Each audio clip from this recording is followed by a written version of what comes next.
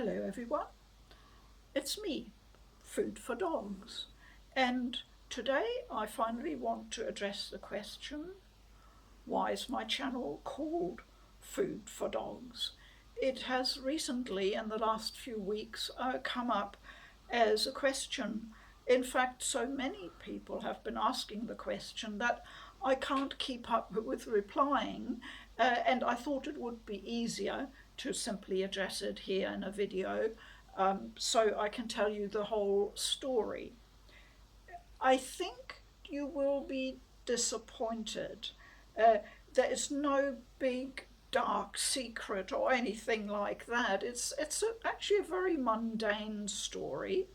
We'll have to go back a bit in time.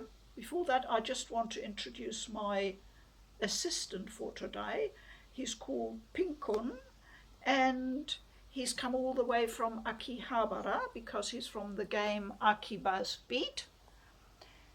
And the reason why he's standing in today, thank you very much, Pinkun, is because Mishi is exhausted.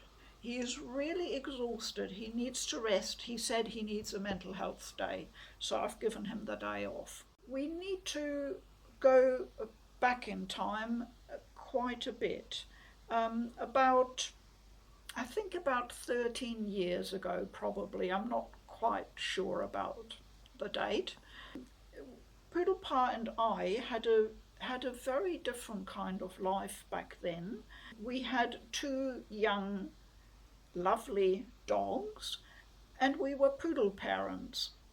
I was very much into looking after my dogs and researching things like health for dogs, nutrition for dogs. I was very interested in those topics.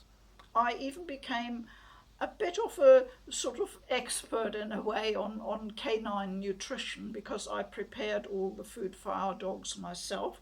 And a lot of people used to ask me, what do you feed your dogs? So one day I suddenly thought, wouldn't it be interesting? And that's how it always starts with me. Wouldn't it be interesting?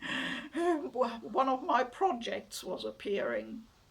Wouldn't it be interesting to start a small business making healthy dog food and selling it?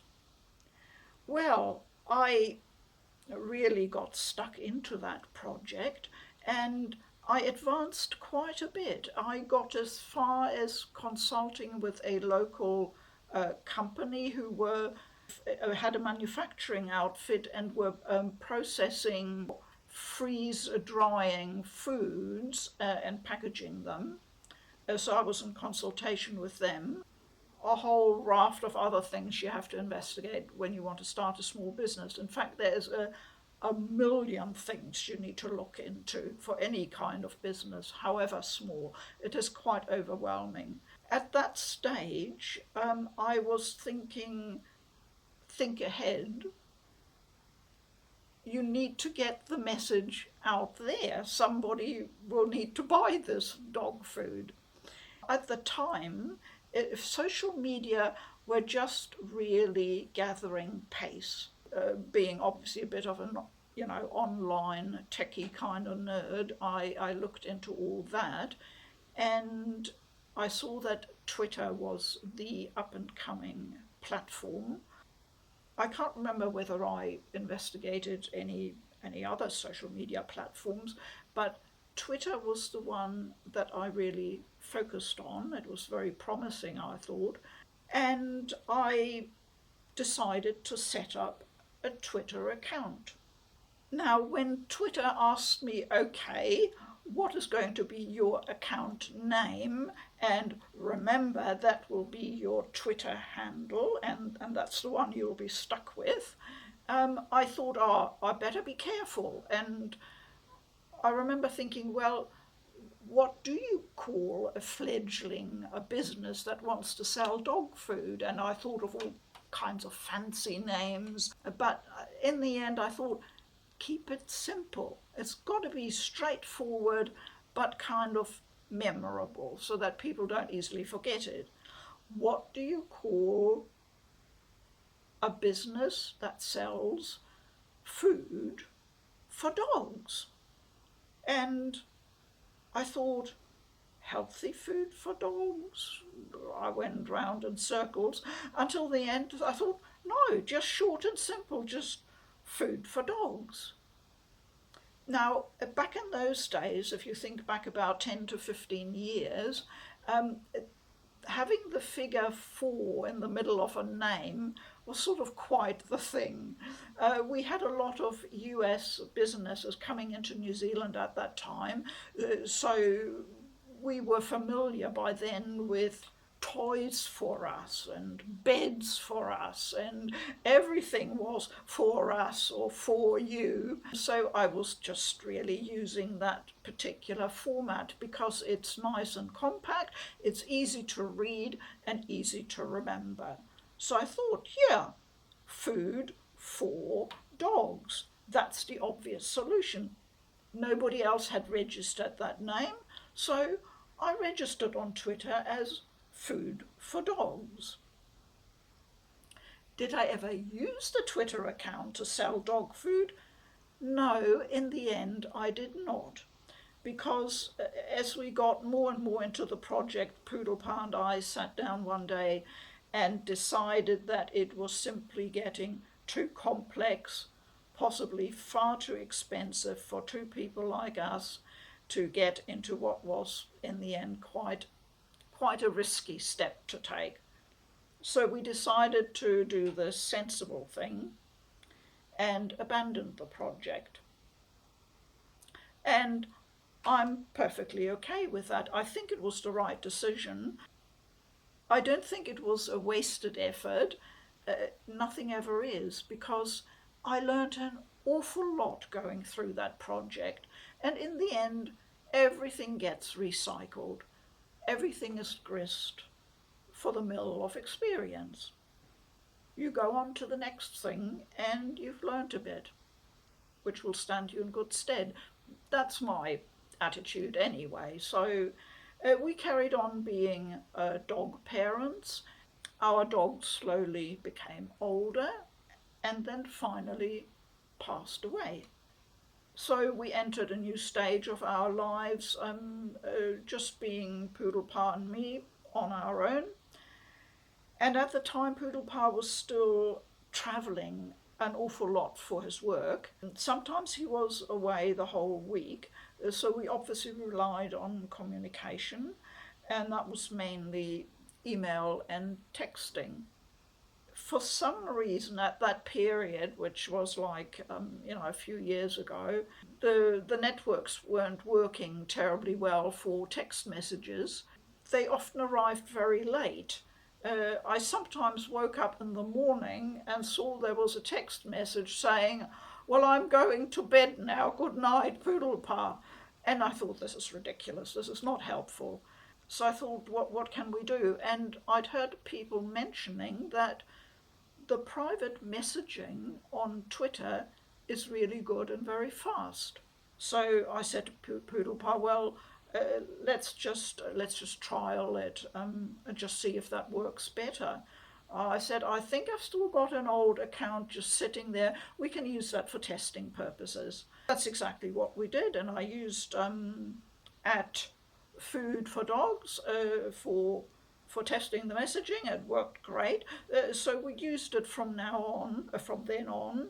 That's how I got into using that old, really ancient Twitter account. I had no particular plans otherwise to use it. It was just personal use, really. But being on Twitter meant I occasionally had a look around, and of course by then I was a gamer and I was particularly a Vita fan, and I noticed that there were people posting screenshots of what they were playing. And at the time, on Vita Island, people were using a very popular hashtag called PS Vita Share. There was a lot of traffic there. I enjoyed just seeing what other people were playing, and then occasionally I started asking a question about a particular game, And one day, I think I must have posted one of my screenshots from the Vita, and that had some interest, and people started asking me questions. And that's how I got drawn into the Vita community on Twitter. And that was really a great thing because the Vita Island community is absolutely wonderful. I've been on there ever since, and we're still interacting and communicating, and I enjoy that every day. Slowly over time, I obviously gained experience with the Vita. I got to know more and more people in the Vita community, and there came a day when somebody came along with a question, and other people said, "Why don't you ask Food4Dogs? She probably knows the answer." And that's just how it developed. Everybody knew me as Food4Dogs on Twitter. Nobody ever, oh, I can't remember back then anybody asking me a question about the name. Occasionally someone came along and said, "Oh, you've got a cool name there." And I thought, well, that's great. It's obviously easy to remember, which is important on Twitter or anywhere else. So that's how I became Food4Dogs on Twitter. And it sort of became second nature just to use that name, really. So, what happened, because there was clearly a jump from Twitter then to YouTube, once again, it wasn't really planned. It just it just kind of happened. It seemed the obvious thing to do. When I started out on YouTube, I didn't do it with the intention of posting big videos that thousands of people would be watching. That never even occurred to me. I simply used it like a lot of people do for maybe a personal video you want to share with your family and friends. It's just useful and convenient for that. And that's how I started out when I did a short recording, some video clips of some game I was playing to share with a few friends who'd asked me about that game. And that was just over 2 years ago. The crucial moment came just under 2 years ago when I had ordered a second-hand Vita from Japan, and when it arrived, I was really excited. It was the first time I'd imported a Vita from Japan.